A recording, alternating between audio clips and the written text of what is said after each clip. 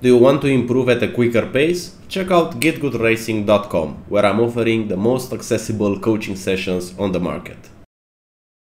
Now for the track guide. For turn 1, what I use as a reference for braking is this blue cone on the right. The moment that I don't see it, so the moment it disappears from my vision, is the moment that I'm gonna apply the brakes.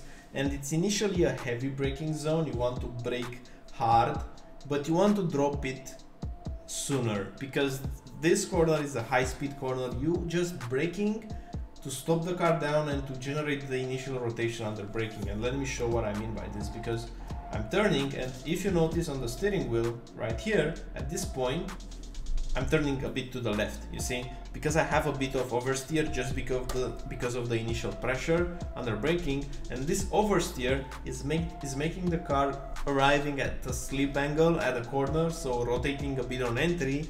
And if you can do that, that's gonna be fine. You're gonna gain a bit on entry. But if you don't feel confident with being a bit slidey on entry, you can just brake a bit earlier and don't drop it this quickly. So braking a bit earlier, braking a bit softer, but keeping the balance more in control. However, it's gonna be a bit faster to try to push your braking point as forward as you can. Now, in terms of line, you see this dirt part near the curb, on the curb. So you have grass, then you have a bit of dirt.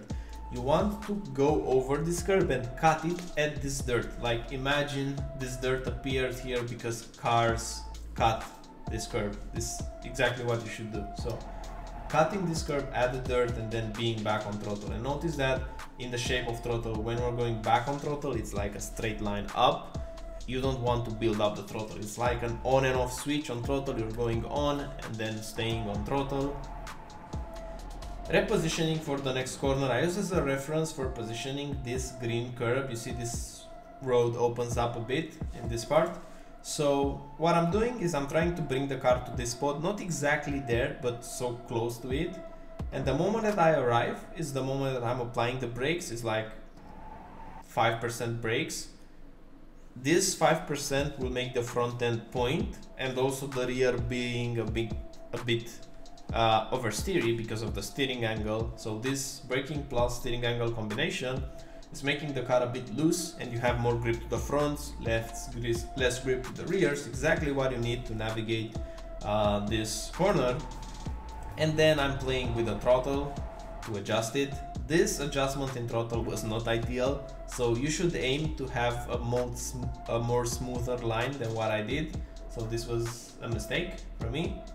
But in terms of line, you want to cut this curb not in the beginning. See the curb, like you see it from the distance. So right now it's too early to cut it at the beginning. It's still too early here. You want to cut it almost in the middle and going over it. If you find yourself that you're getting the off track on the exit here, you're going to the gravel, it means that in that curb, in the previous corner, you got it too early.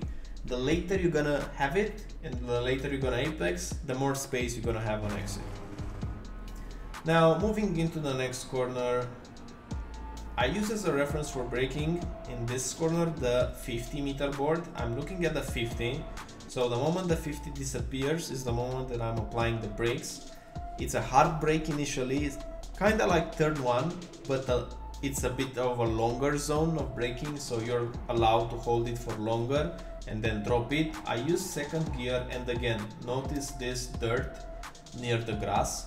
You want to cut. You want to cut at this point, this curb, so you will gain a bit of distance. Let's say you will cover less distance by cutting this, and also you can be earlier on throttle.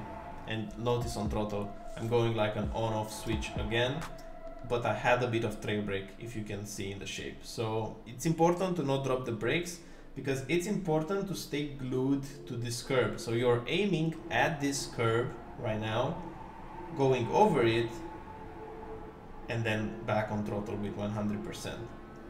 Now let me skip to the next corner, since this is a big straight. My reference for braking is the 50 meter board, but I brake slightly before it. So it's kind of like a 70 meter board, if you'd like to say like that.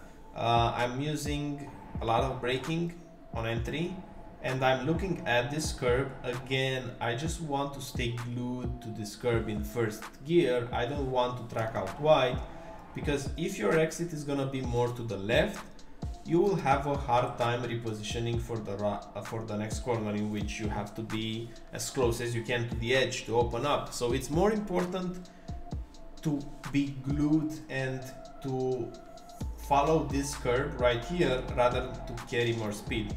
And notice that I'm also using a bit of curb, but at no point in time I'm gonna track out wide, and also when I'm going on throttle, it's a confident throttle application.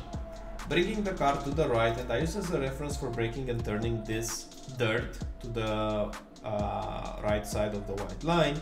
The moment I arrive at it, I'm applying slightly the brakes, so it's like 20% brakes. And in this corner, you just have to let the car roll. You can be earlier than you think on throttle, which I did a mistake here, so I'm being on throttle just here, and I do a correction. Ideally, you would be even earlier than that, using all the track. And for the next corner, notice this curb, white and red curb, use it to open up the corner, so you will gain a bit of arc going into the corner. And when you're at it, apply slightly the brakes, again going over this curb and repositioning for the next corner. I use as a reference for braking the 50-meter board. Slightly past it, I'm applying the brakes. And again, it's like we discussed with the previous 3 corners. You don't want to track out wide to the right, because you have another corner which is so close that if you're gonna be more to the right, you won't have enough time to bring the car to the left and then take the corner. So because these corners are so close one to each other, and the next corner depends on the previous corners, you will have to prioritize the next corner. So when you're taking this corner right here, you should not think about this one, and instead think about this one here, because you can sacrifice going a bit slower here, since it's a very short straight up until the next corner, to gain all the time back in the straight that's gonna be a bit longer in this corner. So you're gonna look at the curve, and it's deceiving, because if you're gonna apex early, you will run out of track, you will track out more to the right side. So you really have to be patient while staying on the brakes. And almost at the end of the curve or in the middle, you're going to be back on throttle, bringing the car back. And the moment that you position the car to the left or to the white line is the moment that you apply the brakes and turn. So this is the best reference that you can use. It's based on feel, and it's going to be more consistent. Applying the brakes, again, apexing very late. Notice that I'm cutting the curb at the end of it. So at the end of the curb, I'm cutting it with my right tires, being back on 100% throttle. And for the next corner, it's a lot easier. The moment that you're gonna see this curve, like right here, is the moment that you're gonna turn. So you're looking into the distance. When you see the corner, apply some steering angle, cut as much curb as you can. Don't cut more than that though. So if you're gonna go with this curb in the middle of the car, I think it's gonna be an off track. And for the next corner, I use this dirt thing as a reference for braking. When I see kinda like this distance to the dirt, I'm applying the brakes. So it's not like an exact reference, but I just try to brake when there's a bit of dirt left, you see, in my view. So I'm braking almost here, in third gear, trailing, cutting this curve, being back on throttle. Try to do it without this hesitation in the end. And in short, that's a track guide of Okayama. I wish you a great week ahead, and I'll see you on the next one.